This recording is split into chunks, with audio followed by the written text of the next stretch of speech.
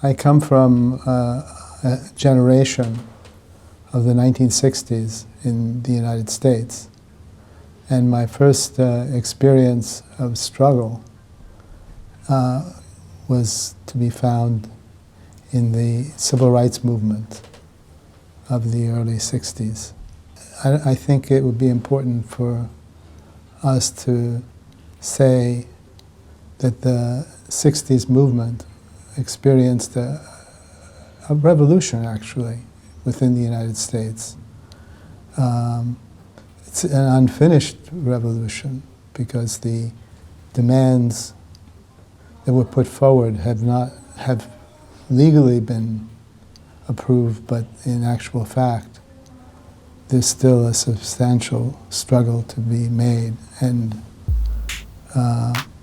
for me, it was the beginning where I got arrested a number of times around demonstration issues, and I was able to study the first experiences of organization, both in New York City, where I was born and brought up, and in Ohio, and in fact in southern Ohio, which was more or less a segregated place. And from that beginning, I immediately went into the anti-war, Vietnamese War story. And it was there that I began to look for some theoretical basis for my activism.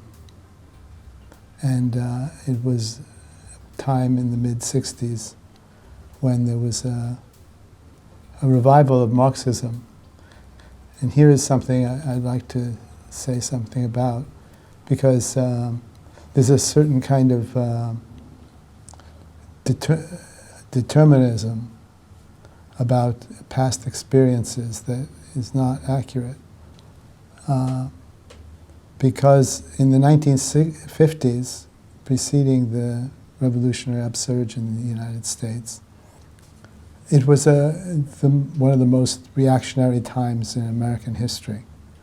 And everybody predicted that the students who were going through high school and college at that time would come out to be robots, right-wing robots, speaking the reactionary lines anyway. But in fact, it turned to be the exact opposite. These young people who came out of the colleges and universities at that time did not end up becoming these little right-wing robots. On the contrary, we joined the revolutionary movement in the southern part of the United States, and not only the southern part, but actually throughout the country, to demand that there be fundamental change. Because what happened was that the kind of theory that I begins to develop with others in the late 60s, early 70s, was a very orthodox, if you want to call it that, Marxism of the time. And I began to,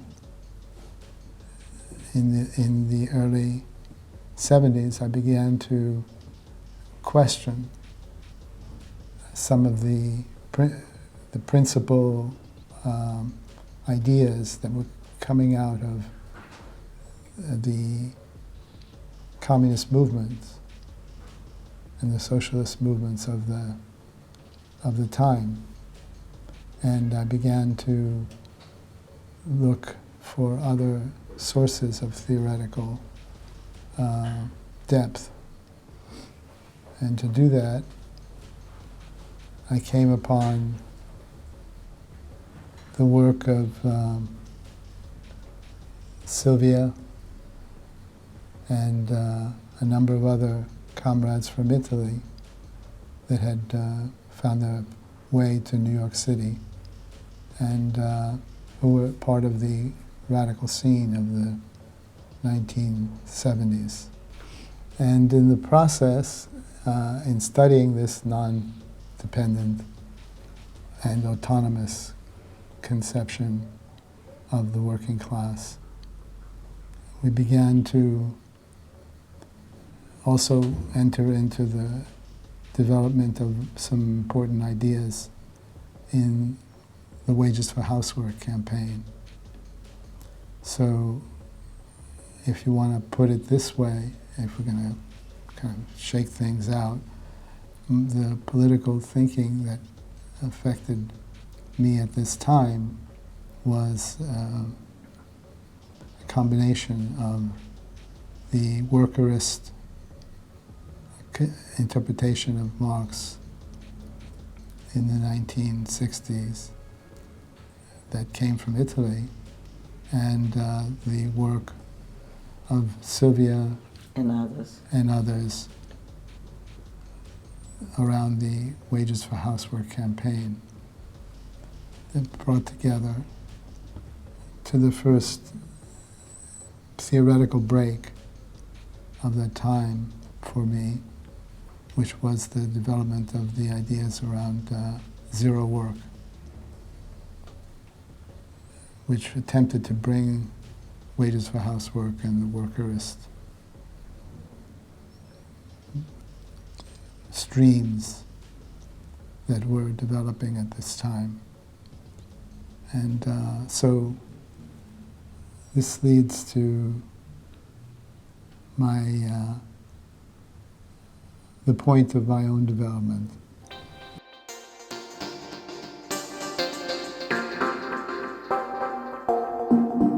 And also cognitive work, for example, the work of cognition, which has usually traditionally been more recognized. Yeah, but it has, student work, exactly. In fact, George was very involved in the whole struggle about wages for students. Yes. Saying, and in Italy too, there was a whole movement, pre-salario, like saying studying is work. Because we don't study because we like it, but you're forcing us to take a degree in order to become more productive workers. So we are working already in preparing ourselves for future work. So we should be entitled to remuneration and to be supported economically. And it's been a big defeat in the United States when in fact they have forced students to pay. It's like paying, to prepare yourself to be exploited or to prepare yourself to be more productive. So yeah, the work has many, but I think it's important this concept that the manifold refers to forms of work that were never recognized as work. Sex work, emotional work, raising of children, all of that. It's a vast area of work. I think that the women's movement has really contributed immensely to showing the manifold of work. There are laws that tell us what is legally considered work or not, whereas in fact there's a tremendous amount of work that is not understood as work, but in fact is essential for the creation of surplus value.